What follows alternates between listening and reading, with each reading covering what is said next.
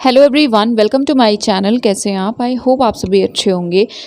आज के इस वीडियो में हम बात करेंगे एनआईटी राउरकेला की। NIT Rourkela, that is national institute of technology Rourkela, इनकी तरफ से इनवाइट किए गए हैं एप्लीकेशंस फॉर पीएचडी एंड उसी को हम इस वीडियो में डिस्कस करेंगे। तो फर्स्ट ऑफ ऑल आप इनके ऑफिशियल वेबसाइट पे विजिट कर सकते हैं जो कि है nitrkl.ac.in। स्क्रॉल करने के बाद आप यहाँ पे देख पाएंगे नोटिफिकेशंस या नोटिस बोर्ड। इसमें देखिए 17 में डेटेड है advertisement for admission to PhD programme. चलिए इसे ओपन करते हैं, देखते हैं। यस, ये है नोटिस या नोटिफिकेशन पीएचडी प्रोग्राम का। अप्लाई आपको ऑनलाइन ही करना है।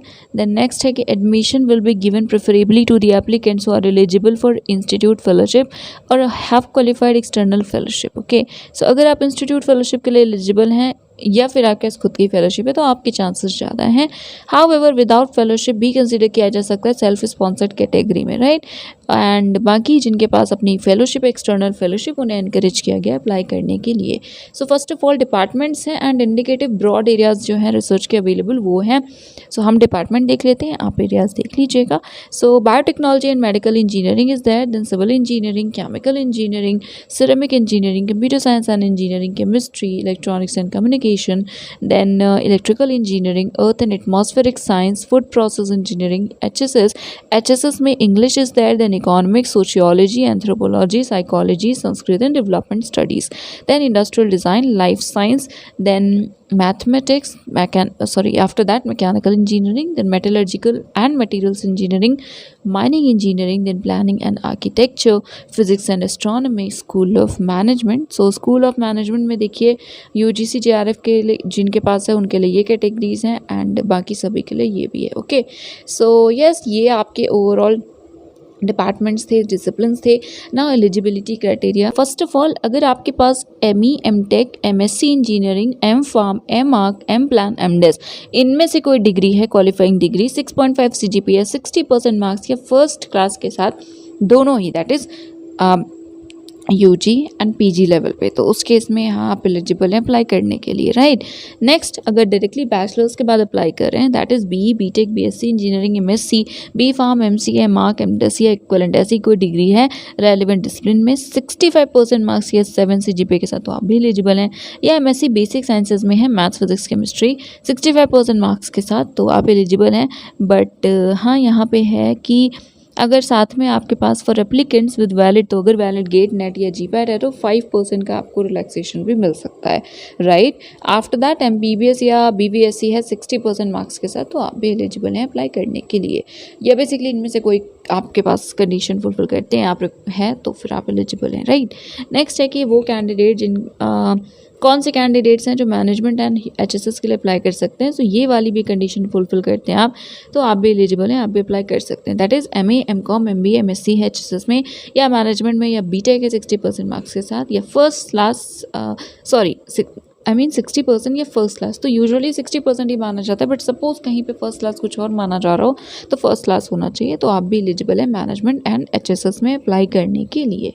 यस, आई होप कंफ्यूज नहीं हो रहे होंगे। वैसे तो क्लियरली लिखा है, तो एक बार खुद से देख लीजिएगा, तो आई डोंट थिंक कोई इशू होगा। मेरे बताने में हो सकता है थोड़ी सी कन्फ्यूजन हो रही हो आपको। Anyway, then in addition to above criteria, तो जो क्राइटेरिया था उसके साथ एडिशनल क्राइटेरिया भी है। क्या है?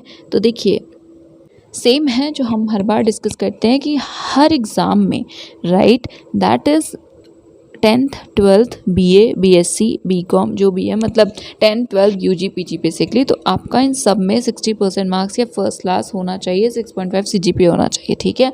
बट हाँ, इनमें से किसी भी एक में अगर डीआरसी चाहे तो वो एक एग्जेम्पशन बना सकते हैं, बट लाइक सब में नहीं, एक में ही। तो सपोज बाकी सब में 60% है, एक में किसी में कम है, तो उस केस में एग्जेम्पशन मतलब आपको अलाउ किया जा सकता है, बट अदरवाइज तो रिक्वायरमेंट है।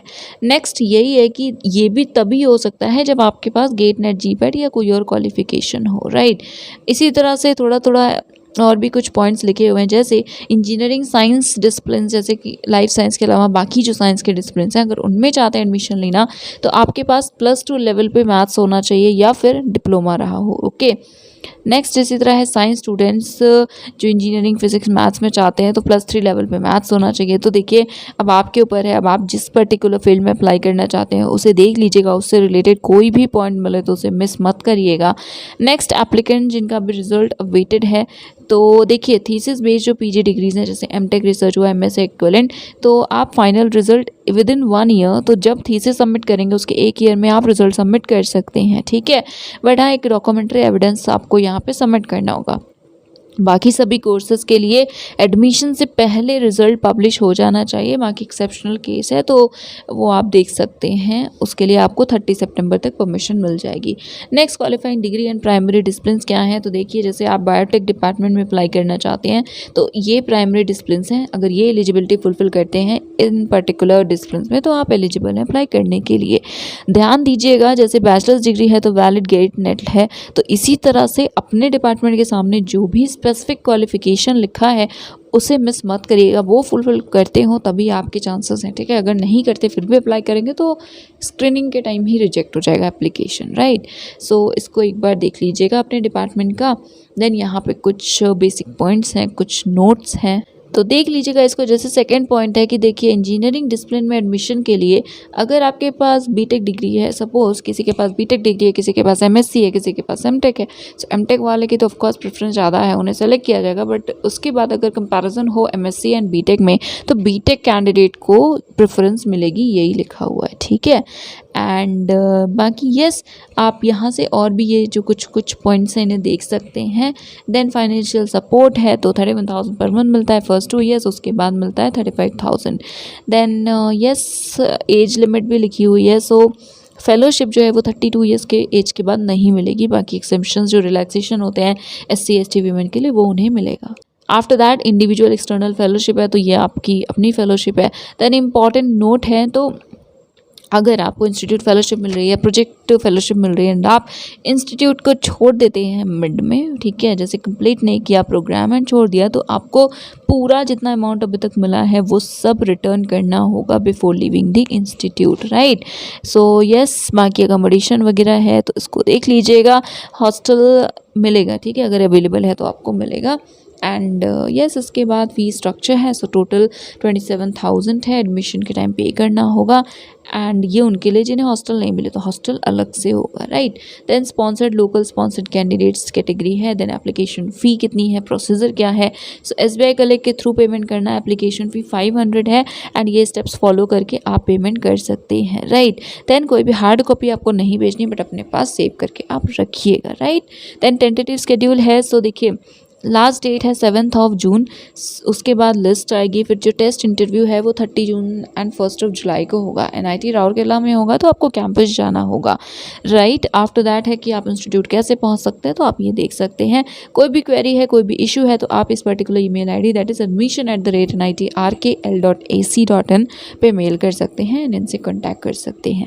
So yes guys, I tried my best की जो भी चीज़ें लिखी है समझा पाऊँ। अगर कुछ कन्फ्यूजन है तो मुझे बता दीजिएगा कमेंट सेक्शन में। एंड वीडियो हेल्पफुल लगा तो शेयर कर दीजिएगा, चैनल को सब्सक्राइब कर लीजिएगा।